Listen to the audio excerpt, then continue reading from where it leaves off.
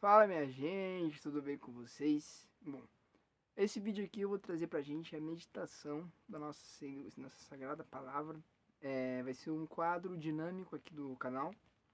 Eu não vou aparecer muito aqui no Fiden, porque primeiro, eu sou sim o fundador do Fiden, porém eu tenho outros canais, outros escalonamentos de canais, então vou trazer pessoas, a gente tá em outras plataformas também, na Roxinha, fazendo lives lá no Fire TV. Então vai ser muito dinâmico todo esse trabalho. Mas esse quadro aqui de meditação vai ter praticamente todo mês, a gente vai trazer sempre para vocês. E a primeira passagem que aparece aqui para a gente meditar é Jeremias 28, do 4 ao 29, perdão, do 4 ao 5. Eis o que diz o Senhor dos Exércitos, Deus de Israel, a todos os cativos que deportei de Jerusalém para a Babilônia. Construí casas, e nelas morai, plantai pomares e comei seus frutos. Bom, a meditação que a gente traz para esse primeiro quadro, para esse piloto desse quadro, é na questão de construção de casa, de plantar pomares e colher frutos. O que podemos trazer dessa passagem de Jeremias para nosso dia a dia? Bom, construir casa. Primeiramente, tudo que a gente for conversar aqui, literalmente tudo espontâneo. A construção de casa, na minha forma de pensar, na forma que eu acredito naquilo dentro da nossa religião, dentro da nossa fé, é o fato da construção. Para a construção, por exemplo, de uma casa, você começa pelo alicerce. A casa é como se fosse a nossa fé. O alicerce da nossa fé, o alicerce de todo católico, tem que ser a Santa Missa. Primeira coisa.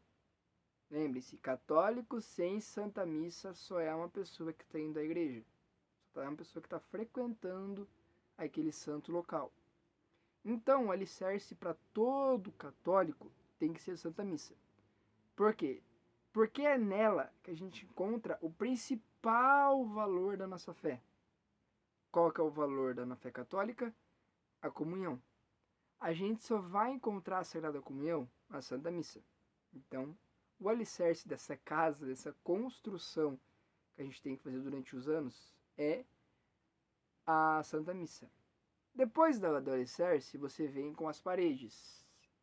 A parede que segura a casa, que protege a casa, na minha concepção é como se fosse a confissão. Por quê? Porque se não tem as paredes, o alicerce para nada serve. Se você não tem a confissão, você não pode comungar. Porque primeiro, missa e comunhão. Segundo, confissão. Se você é um católico que vai até a Santa Missa, que frequenta a igreja e tudo mais, e não tem uma confissão diária, uma confissão semanal, mensal, enfim, a forma que você preferir, não existe uma forma correta. Pelo menos eu, na minha ignorância, não entendo uma forma correta. Para mim seria toda semana, de preferência todo dia. Mas para nós meros mortais que estamos tentando chegar ao céu, a gente vai conforme a frequência que a gente vai evoluindo. Então, as paredes, ela impede, por exemplo, na casa, que o frio entre. Então, as paredes é como se fosse confissão, que impede com que o pecado entre e permaneça no nosso coração. Por terceiro, vem o telhado que cobre o alicerce, as paredes, que mantém firme, seguro, que completa toda essa construção da casa, é a oração. A oração, ela é o terceiro pilar, na minha concepção, elementar para nossa fé. Depois da oração são os móveis que vêm na casa, né? Por quê? Porque você precisa de um lazer. Os móveis, na minha concepção, é a adoração. Você adorar em espírito e verdade, você está em plena conexão durante seu dia a dia com aquilo que é o mais sagrado. Que o que está na adoração? O Santíssimo exposto, a hóstia consagrada. Que é o que? Que é o alicerce da nossa fé. E quando você compra uma casa, muita gente gosta de montar um jardim, cultivar o jardim.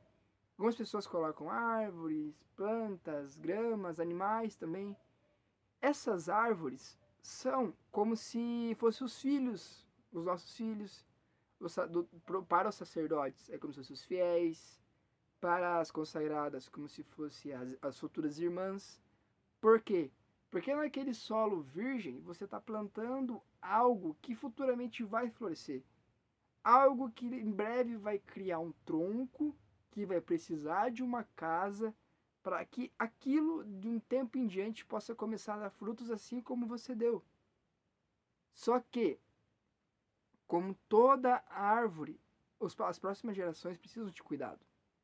Porque a minha geração é um exemplo. Muita gente que viveu na época de entre 2010 e 2020 sabe disso.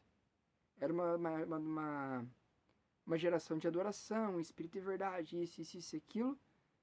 Só que foi se perdendo. Talvez pela grande revolução digital, talvez por tudo aquilo que chegasse com o digital, foi se esvaindo da igreja. Então temos que tomar cuidado como vamos cultivar essa árvore para que futuramente a gente não perca essa árvore e que os frutos não caiam em pomares errados, entende? E esse foi o nosso quadro de meditação. Espero que tenham gostado. Em breve vem muito mais, tá bom? Um abraço, Deus abençoe vocês e tamo junto.